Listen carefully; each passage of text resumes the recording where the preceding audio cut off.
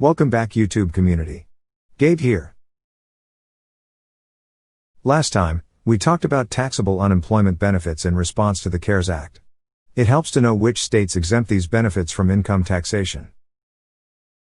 This is my second special topics video. In it, I want to take time to discuss the Pandemic Relief Acts passed by the 116th Congress, and the tax effects of the stimulus checks received in 2020 and 2021. Shall we begin? In early March of 2020, the United States came to terms with the worldwide coronavirus pandemic. Efforts were made on a state-by-state basis to address the pandemic. Before long, shutdown measures spread across the United States, closing businesses and mandating stay-at-home measures. The loss of income by businesses and families was swift and damaging.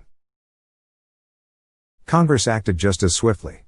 The Coronavirus Aid, Relief, and Economic Security Act, also known as the CARES Act, was passed by Congress with overwhelming bipartisan support, and signed into law by President Trump on March 27, 2020. The $2.2 trillion economic stimulus bill included provisions to help organizations, with forgivable loans to small businesses and low-interest loans to corporations. Additionally, $300 billion in one-time cash payments were made directly to families. $1,200 payments to singles, and $2,400 payments to married couples, went out within weeks. An additional $500 was granted for each eligible child under the age of 17. On December 27, 2020, President Trump signed the Consolidated Appropriations Act of 2021. The coronavirus relief portion of that act added $166 billion, for additional $600 stimulus direct payments to individuals and families. The Internal Revenue Service was designated as the agency to distribute the stimulus payments via direct deposit, or a physical check mailed to individuals. How are individual taxpayers affected by the direct payments they received? That is one of several questions I have received regarding this issue. Let's take them one at a time. Is the stimulus check taxable income? No, Kathy. Stimulus checks will not be added to 2020 income. The CARES Act refers to them as recovery rebate for individuals. If it's a rebate, will it cut into my 2020 refund? That is, if I am getting one. No, Otis. Your 2020 tax return will not be affected by the stimulus. The stimulus checks are technically in advance of a special tax credit for the 2020 tax year. Aren't tax credits only used to reduce your tax bill? Yes, Ellie. Some tax credits reduce your tax bill. Other credits like the Earned Income Tax Credit and Child Tax Credit are refundable. That means, even if you do not owe tax, you receive the credit as a refund. The stimulus is a special fully refundable tax credit for the 2020 tax year. ¿Eso significa que tengo que presentar una declaración de impuestos?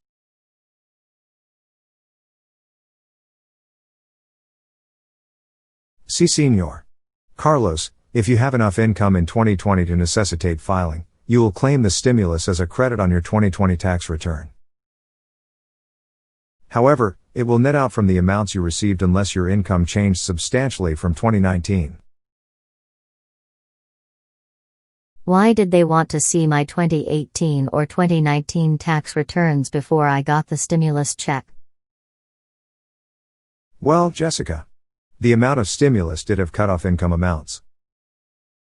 Your 2018 and 2019 tax returns provided a base for calculation of any phase-out eligibility.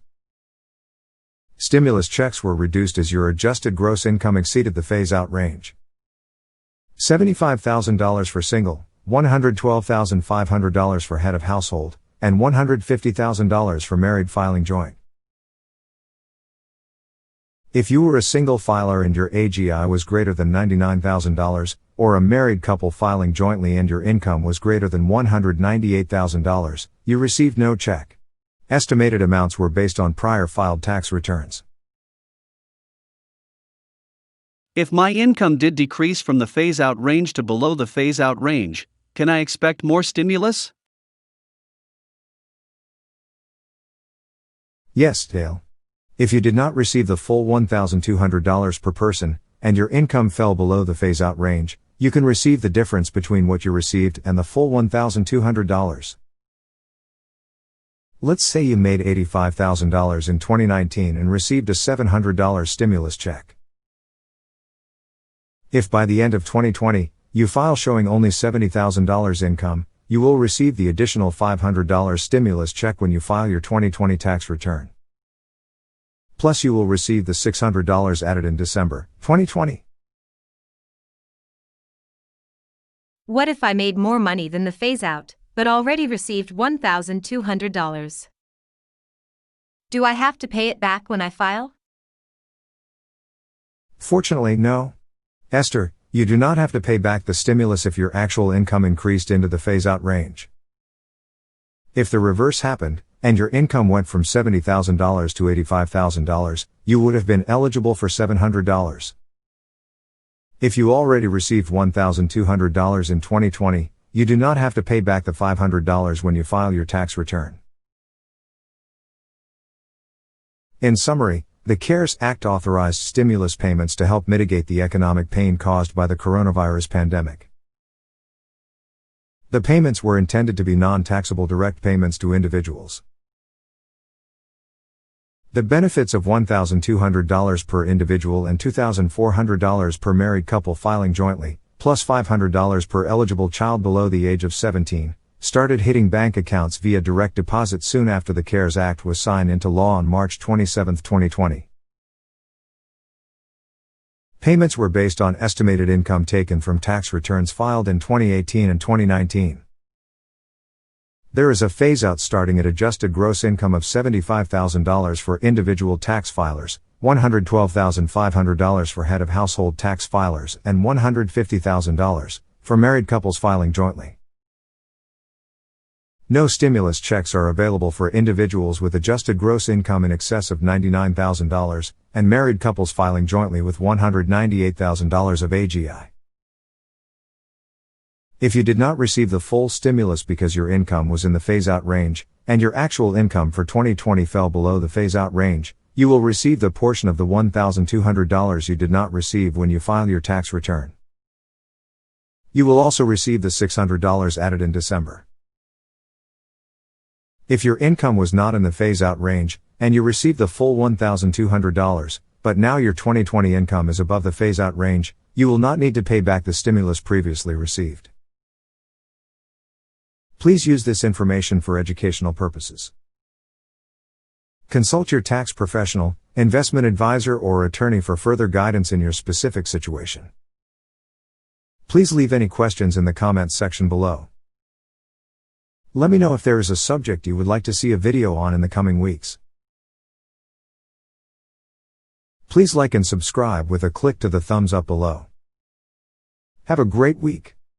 See you next time with more tips for your YouTube business. Cheers.